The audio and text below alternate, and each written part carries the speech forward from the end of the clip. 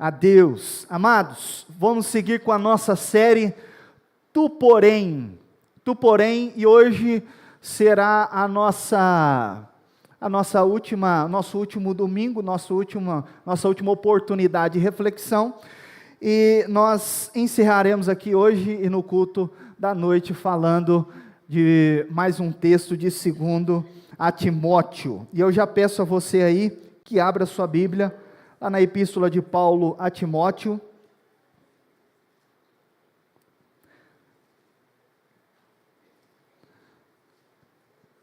A partir do capítulo 3, eu quero fazer uma breve contextualização, e assim nós entraremos no capítulo 4.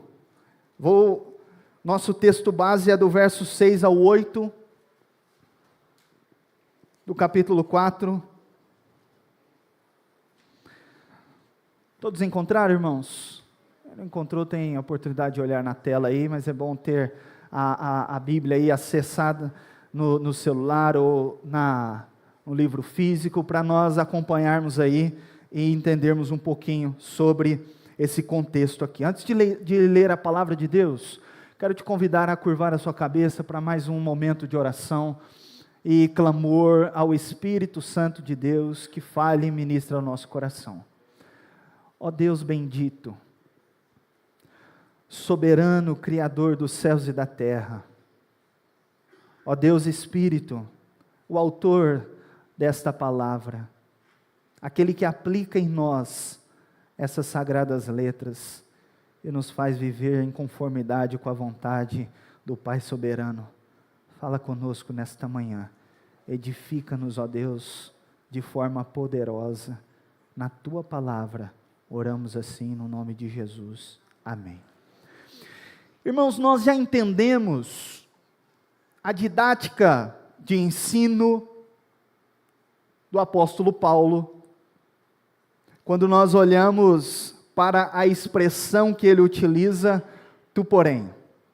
E essa didática tem a ver com ele mostrar o cenário, os perigos, as adversidades a Timóteo, e logo depois ele usa a expressão tu porém, faça o contrário.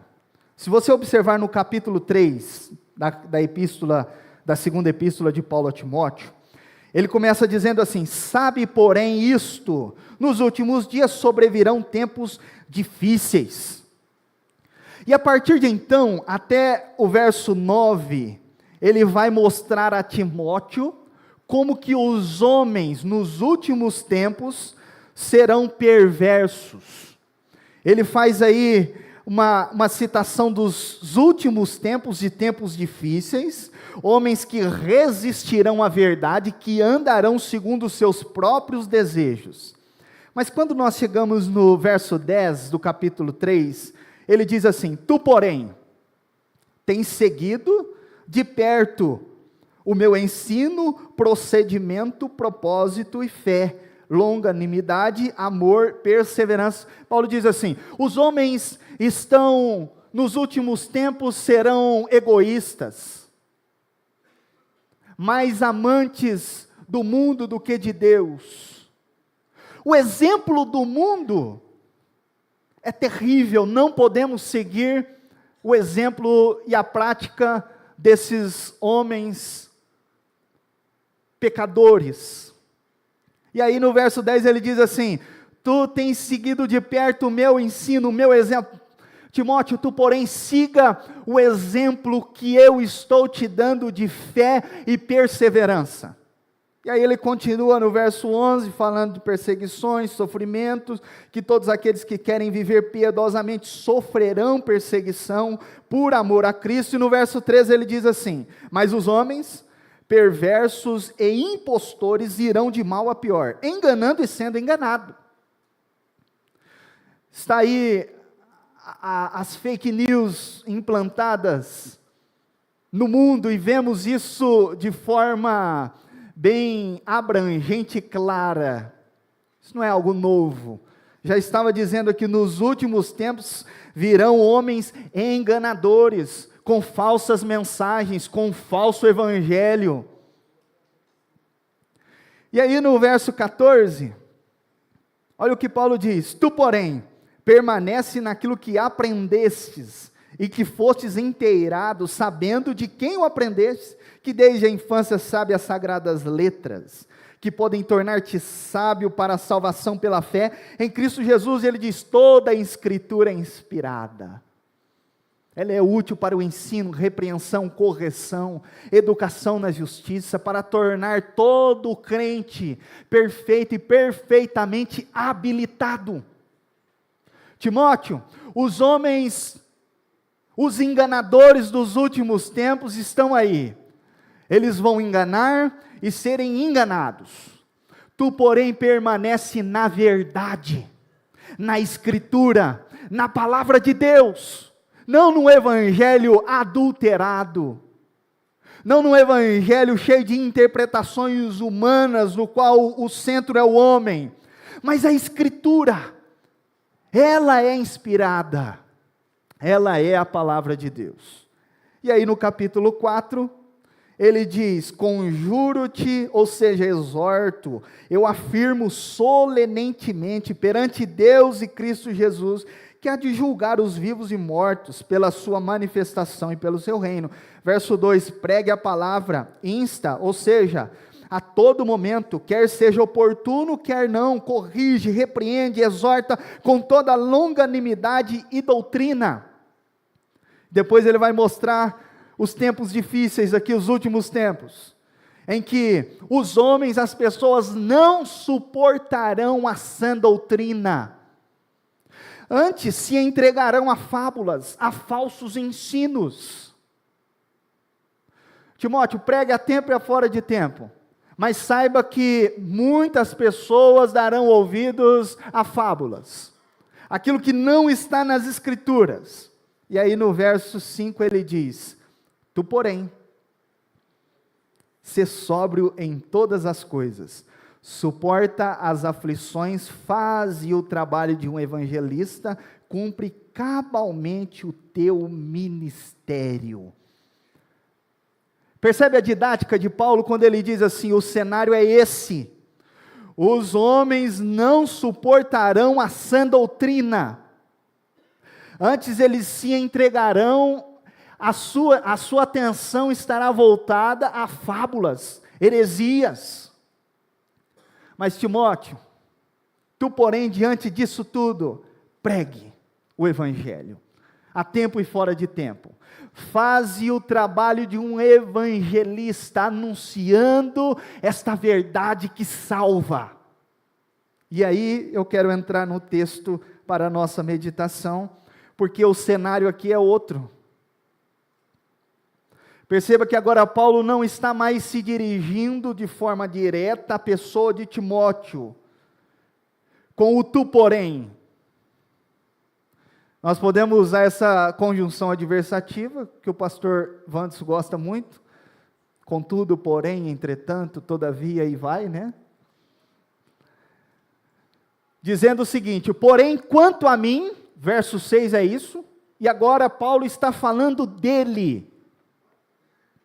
Ele diz aí, verso 6, quanto a mim, estou sendo já oferecido por libação, e o tempo da minha partida é chegado, tempo presente.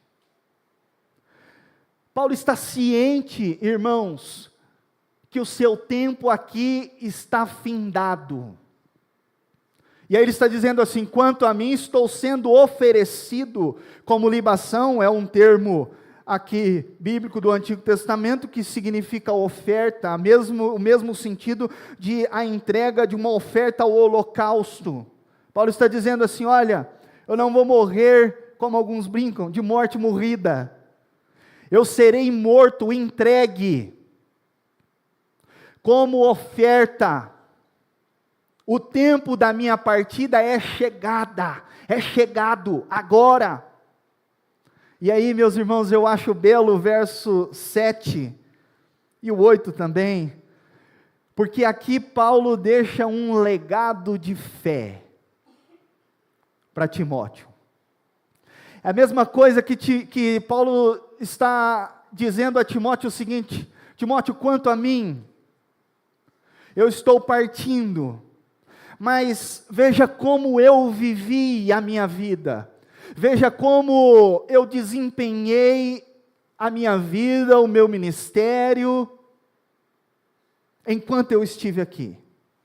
E aí no verso 7, que todos nós conhecemos, e eu quero lê-lo com toda a igreja juntos, para nós cravarmos aqui, o verso 7, vamos lá? Combati o bom combate.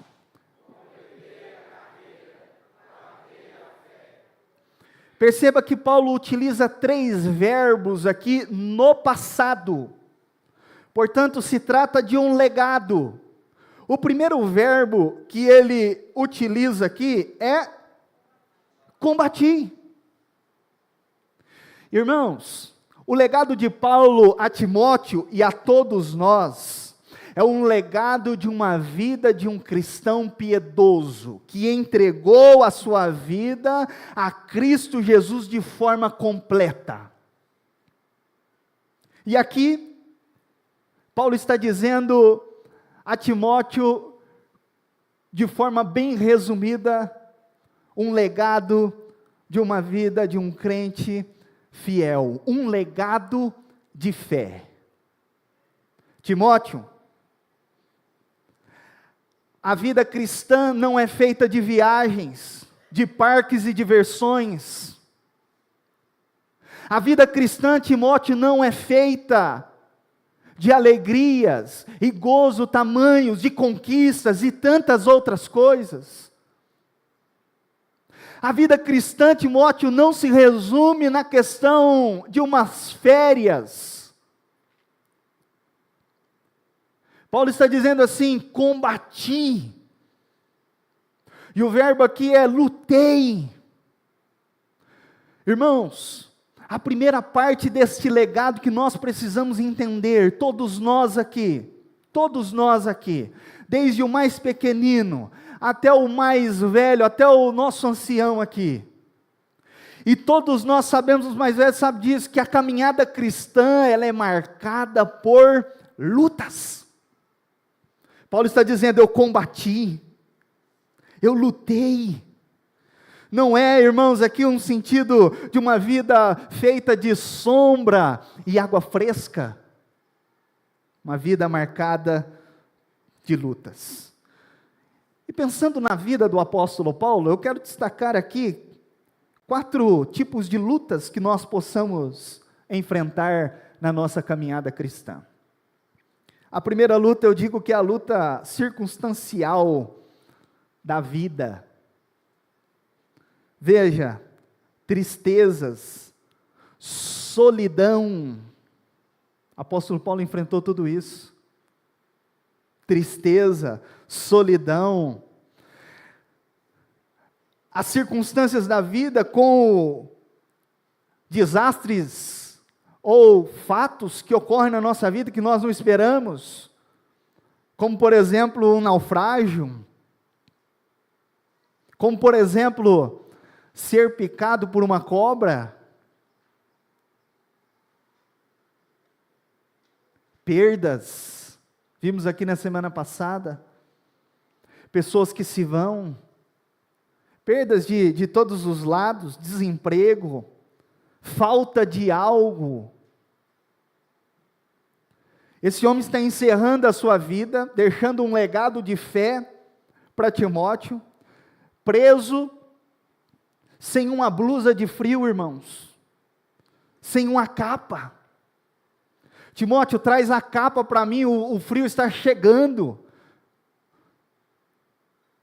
O maior plantador de igrejas do cristianismo, aquele que sistematizou essa escritura, que, como diz Pedro, escreveu coisas difíceis de entender, mas teve uma colaboração imensa para a fé cristã. Passou por perdas, por falta, não tinha uma blusa no final da sua vida. Enfim, irmãos, a caminhada cristã é marcada por lutas circunstanciais, todos nós estamos sujeitos a isso, mas também lutas contra a carne, lutas contra o pecado. Todos nós sabemos aquele trecho que Paulo diz assim: o bem que eu quero fazer, não faço, mas o mal, eu faço, esse eu faço. Encontro essas duas leis em mim, a lei do Espírito e a lei da carne, que me impulsiona a pecar, e a lei do Espírito me chamando para uma vida de santidade. Irmãos, Paulo escrevendo aos Gálatas, ele diz assim: porque a carne milita contra o Espírito, e o Espírito contra a carne, porque são opostos entre si, para que não façais o que porventura seja do vosso querer. Luta, militância contra a carne, o pecado. Irmãos, a caminhada cristã não pode ser uma caminhada de sossego em relação ao pecado, de conforto em relação ao pecado. Luta contra a carne, luta contra o pecado. Isso não é algo, irmãos, de qualquer um de nós aqui, não. Essa luta é sobre todos nós, está sobre todos nós. Nós precisamos, irmãos, ter esta convicção. A caminhada cristã, ela é marcada por luta, sim, e luta contra o pecado. Luta contra a carne que tenta nos afastar de Deus, nos esfriar o nosso amor pelo Senhor. Mas, irmãos, temos também a luta espiritual. Tem gente que acha que os presbiterianos não falam não fala do diabo, tal. É lógico, a ênfase nunca foi o diabo. Paulo, dizendo em uma das suas cartas, ele diz o seguinte: nós não somos daqueles que desprezamos as coisas espirituais.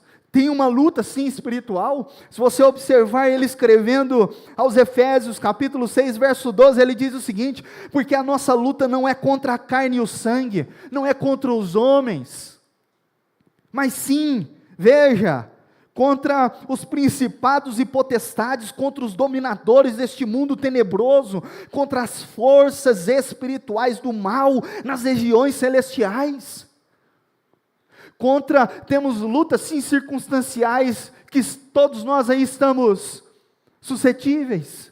Temos lutas contra o pecado, a carne, mas luta espiritual também. O tentador está aí, irmãos. O diabo, João vai nos dizer isso, ele está ao nosso derredor, bramando como um leão, procurando a quem possa tragar. A luta espiritual é real, assim como é real esse púlpito aqui, assim como é real esse copo, a luta espiritual ela é real, verídica. O diabo não brinca. Por isso, irmãos, na caminhada cristã nós não podemos brincar de ser crente. Luta contra o mundo, e aqui o mundo eu estou pensando em sistema. Paulo vai nos dizer em Romanos 12:2, não vos conformeis com este século, com este mundo.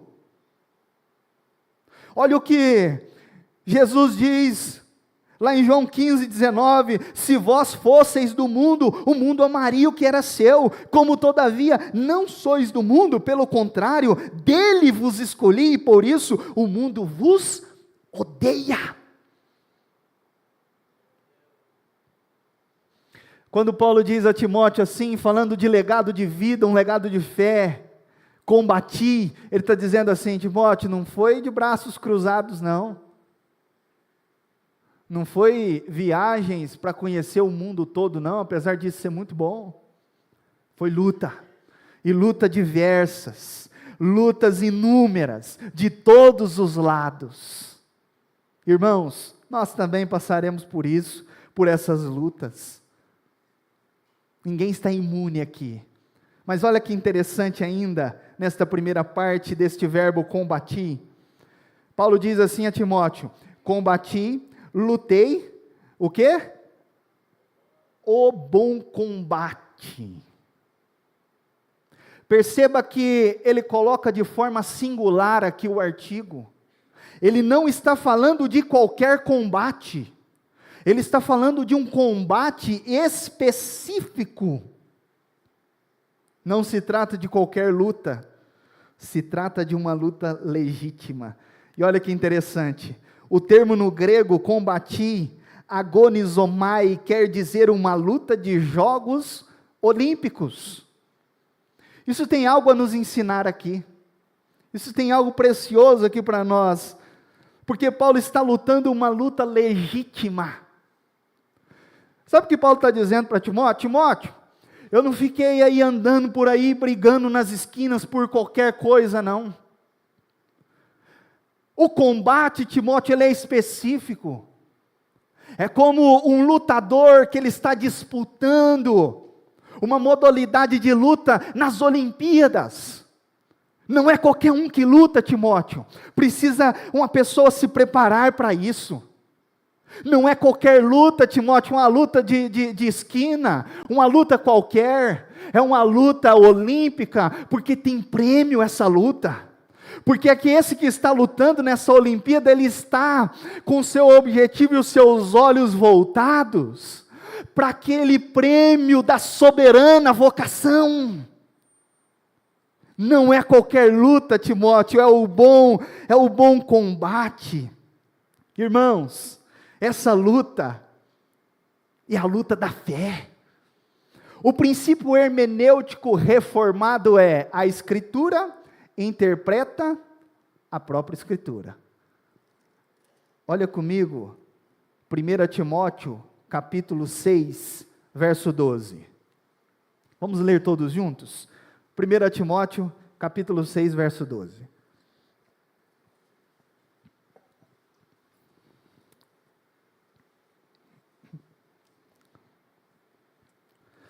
Vamos lá? Combate o bom combate da fé. Toma posse da vida eterna, para a qual também foste chamado, e de que fizeste a boa confissão perante muitas testemunhas. Timóteo já está sendo exortado a combater o bom combate da fé. Timóteo, a vida cristã nos reserva lutas inúmeras, mas nós não lutamos por qualquer coisa, nós não brigamos por qualquer coisa. Irmãos, me permita uma aplicação para nós aqui, muito simples, e todos nós estamos cientes disso. Quantos cristãos entregando a sua vida, fazendo inimizades nas redes sociais, ou até mesmo com pessoas da família, por conta de ideologias políticas? Estuda afinco a esquerda, a direita, e vai daqui, briga dali, e aquela coisa. Eu não vejo essa mesma disposição de lutar e de brigar pelo Evangelho, pela verdade, pela fé. Estamos no período aí político. Irmãos, não estou dizendo que o cristão não se envolve com política, nós nos envolvemos sim com política. Nós sim estamos na frente ali, defendendo os nossos princípios e valores. Votamos de forma consciente. Mas, irmãos, a nossa briga e a nossa luta é muito maior do que uma posição de esquerda e de direita. A esquerda não representa o Evangelho. Ah, pastor, e a direita? Também não. Ideologias políticas que nos apresentam uma forma de redenção, tanto da direita quanto da esquerda. E pessoas brigando por isso. Irmãos, nossa briga não se resume a isso. Brigamos, e se vamos à política, é porque nós temos convicção daquilo que as Escrituras nos ensinam. Convicção daquilo que desde o ventre Deus forma uma criança, desde o ventre Deus chama uma criança, como fez com Jeremias, por isso defendemos, somos contrários ao aborto. E a justificativa não importa, entramos na política por convicção de fé, e não por convicção ideológica. Lutas políticas, lutas ideológicas presentes nas escolas e universidades, Quem passou pela universidade e está na universidade, até mesmo nas escolas, vemos, irmãos, o quanto que a universidade, ela é polarizada. Ali você tem um sistema de doutrina muito bem definido.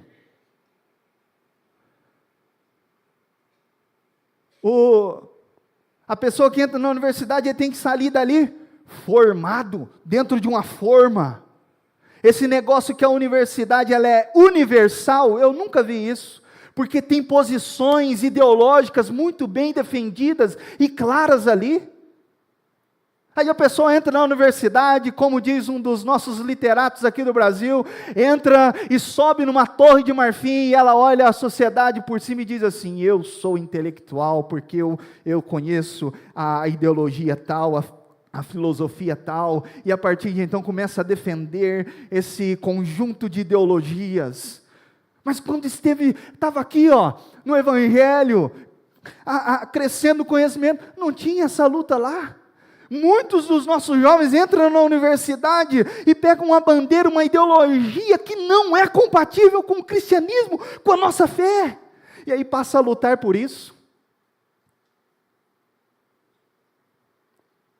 A Ruth estava contando uma experiência agora essa semana, não sei se ela está aqui.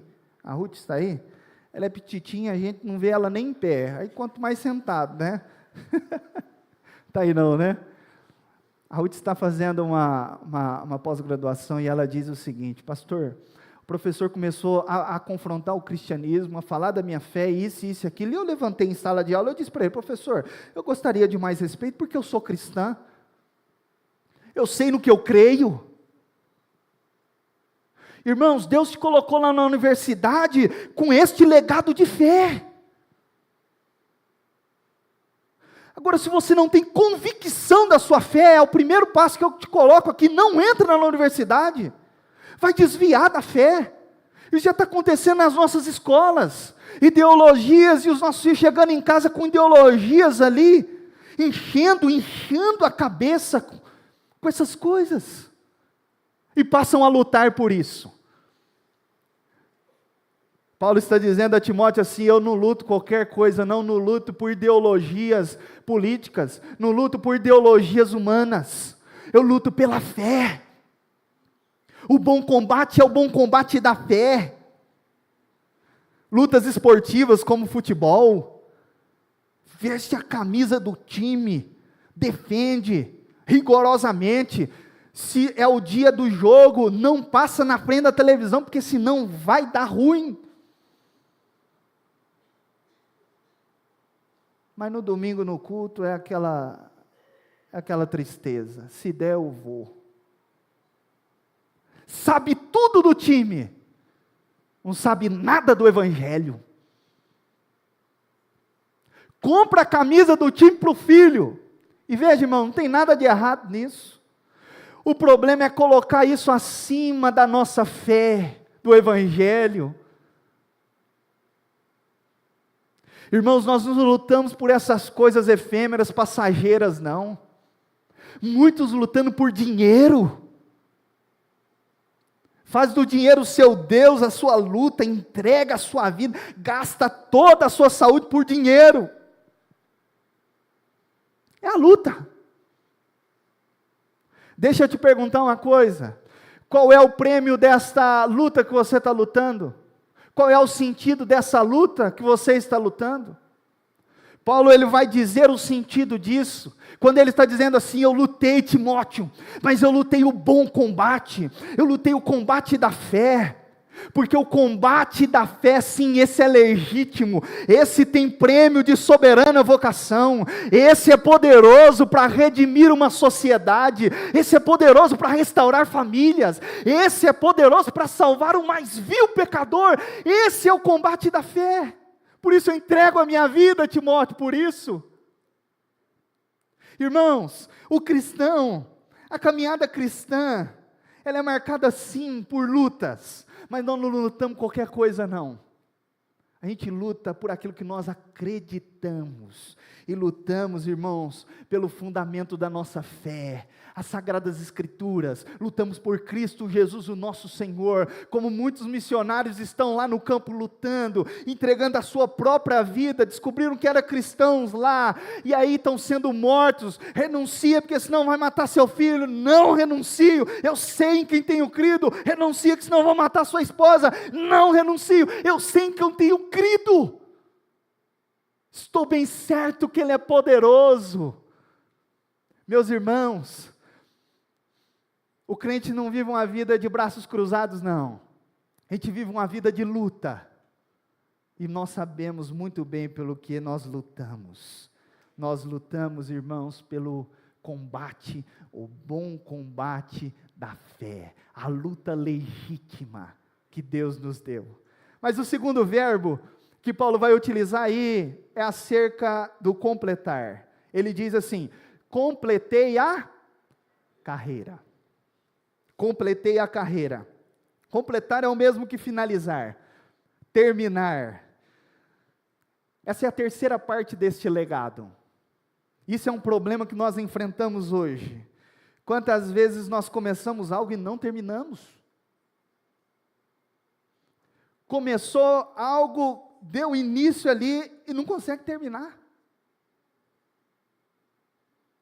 Irmãos, começou, termina, vai até o fim.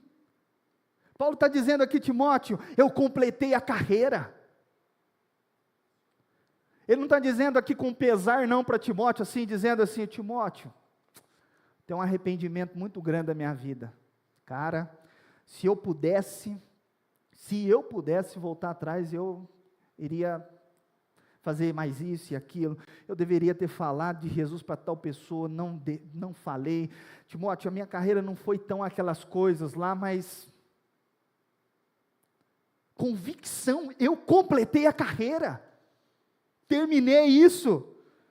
Veja, a carreira aqui não se trata de qualquer carreira, não é uma aposentadoria, não é o fim de qualquer carreira profissional. Quando ele diz assim, completei a carreira, ele está falando de algo específico.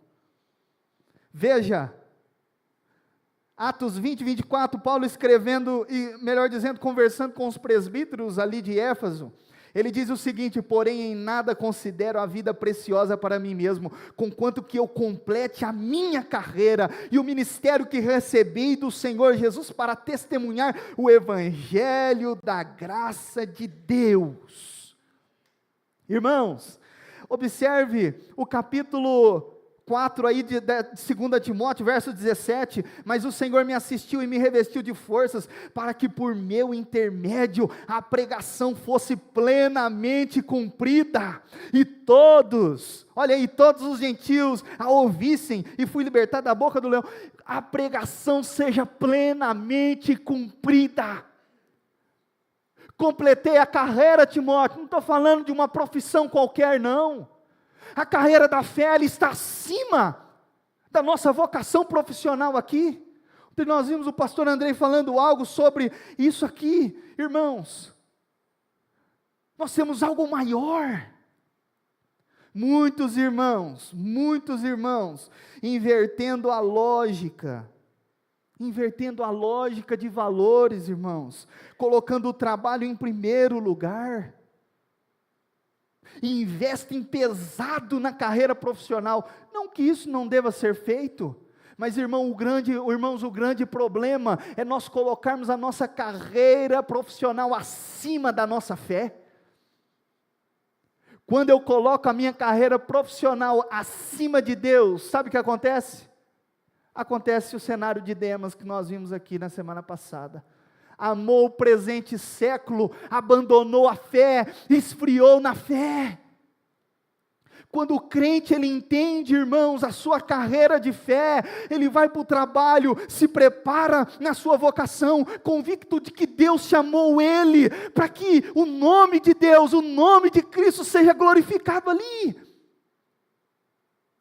O cristão que entende o chamado de Deus a completar a sua carreira, ele olha para a sua profissão e ele vê assim: isso é uma ferramenta que Deus me deu para glorificar aquele que me chamou. A finalidade, irmãos, de completar essa carreira não é ter uma bela aposentadoria, não é, irmãos, ter bens, angariar bens e tantas outras coisas. Não! É algo muito maior do que isso. É algo muito mais esplêndido do que isso. Quantas pessoas, irmãos, investem tanto e tanto em tanto na sua profissão e acabam esquecendo da sua fé, do reino de Deus. Jesus nos disse: buscai em primeiro lugar o reino e a justiça. O reino de Deus e a sua justiça. Quando nós priorizamos o nosso trabalho, a nossa profissão, nós investimos tanto nisso, tempo e recursos, que nós esquecemos da nossa fé. Eis a razão de muitos esfriarem na fé e não saberem mais o que aguarda eles após a vinda de Jesus. Irmãos, completar a carreira é a carreira da fé, da pregação do Evangelho. Nós não podemos, irmãos, inverter os valores. Deus nos chamou para isso. Aí as pessoas não têm mais tempo para a igreja, não têm mais tempo para as atividades da igreja, que são instrumentos de pregação da palavra. O GD, nós temos GD toda semana, e alguns dizem assim: não tenho tempo para isso. É tempo ou prioridade? Em contrapartida, nós vemos muitos irmãos entregando a sua vida, completando a carreira, ali pregando o Evangelho no GD, pregando o Evangelho no Ministério Infantil às crianças, pregando o Evangelho na EBD, pregando o Evangelho lá no seu trabalho, porque entendeu a sua carreira de fé. Irmãos, não inverta, nós não podemos inverter isso. Deus nos vocacionou com essa profissão, Deus te vocacionou com essa profissão, para que você pregue o Evangelho através dela, seja bênção para as pessoas que estão à sua volta. Paulo nos diz isso: quer comais, quer bebais, ou façais qualquer outra coisa, faça para a glória de Deus, é para a glória do Senhor. Mas eu encerro aqui, irmãos, dizendo algo. O último verbo aqui que ele menciona: guardei a fé. Guardei a fé. Uma pessoa que guarda a fé, ela investe sim na sua profissão, ela tem convicção da sua chamada, mas a sua fé está sendo sempre preservada em meio aos locais e os desafios que ela enfrenta. Guardei a fé. Guardar. Você só guarda aquilo que tem valor para você. Você só guarda aquilo que é considerado um tesouro para você. Você não esconde, você não guarda aquilo que não tem valor nenhum. Paulo está dizendo assim: olha, Timóteo, o legado que eu tenho para você é um legado de fé.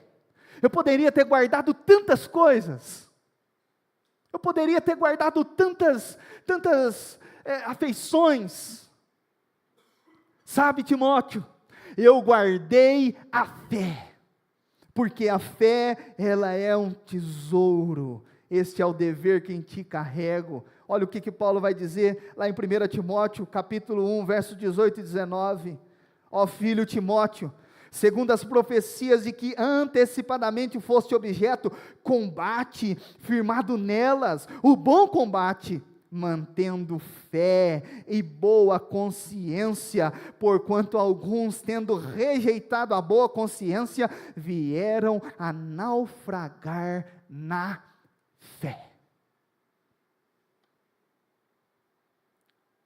Irmãos, o maior tesouro que recebemos da parte de Deus, como um instrumento que nos leva a Cristo Jesus, é a fé. Paulo está dizendo aqui a Timóteo: guarda a sua fé, Timóteo, muitos têm seguido fábulas, muitos têm se desviado da fé, muitos têm está se apostatando da fé, Timóteo, mas você não, combate o bom combate e guarda a fé, firmado nesta fé. Guarde a fé, irmãos. Paulo não está dizendo aqui, eu guardei um grande patrimônio, Timóteo, estou deixando para você aqui, olha, uma herança grande. Timóteo, fiz uma reserva de emergência que nem de emergência é mais, né, Pedrinho? A reserva abundante, estou deixando para você aqui. Nada disso, irmãos. Paulo está dizendo a Timóteo o seguinte: guardei a fé, guarda também, Timóteo, guarda também a sua fé, sabe por quê? Porque aquilo que a fé tem reservado para nós, o instrumento que nos leva a crer no nosso Salvador, a nossa salvação, isso, irmãos, não tem traça, não tem ferrugem que consome, nada. Jesus, numa das suas parábolas, ele diz assim: olha, este homem conseguiu tantos bens para si, ele construiu grandes empreendimentos ali para guardar toda a sua reserva, e aí ele disse para ele mesmo: minha alma, aquieta-te, folga-te, você tem agora para a vida toda. E na parábola Jesus dizendo: pobre, não sabe que amanhã vai ser pedida a sua alma.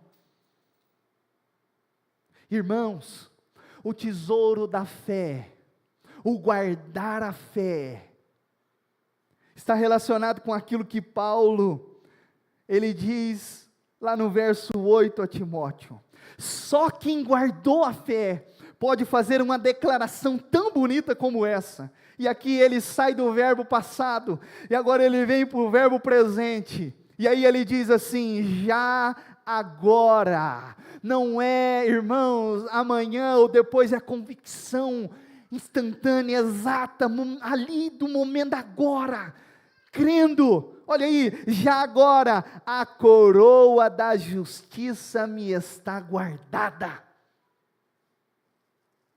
a qual o Senhor, reto juiz, me dará naquele dia, e não somente a mim, mas também a todos quantos amam a sua vinda. Quem guarda a fé? Meus irmãos, coisa bela é saber desta certeza, desta convicção que nós temos. Quem guarda a fé pode até chegar no último dia da sua vida, no período final da sua vida, talvez não com herança para os filhos, talvez nem com uma capa, nem com uma blusa de frio, mas com a convicção, irmãos, que a coroa da justiça está nos esperando.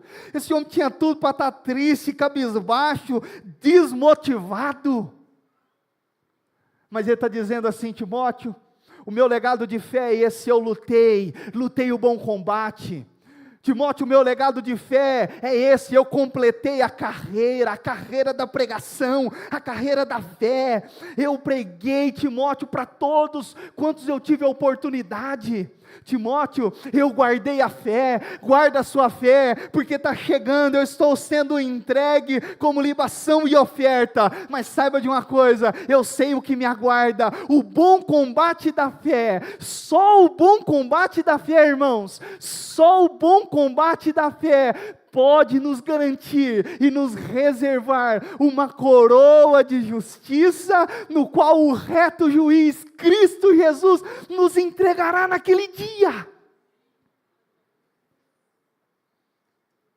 Fome sim, lutas inúmeras sim, enfrentamentos, perseguições sim, como Alexandre Latueiro aqui ele menciona, abandono sim, mas a certeza e a convicção no coração desse homem crente, que está no final da sua caminhada cristã, deixando um legado de fé para esse menino, dizendo assim: sabe, Timóteo, não tenho nada disso, muitas perseguições e muitas afrontas, mas já agora, a coroa da justiça.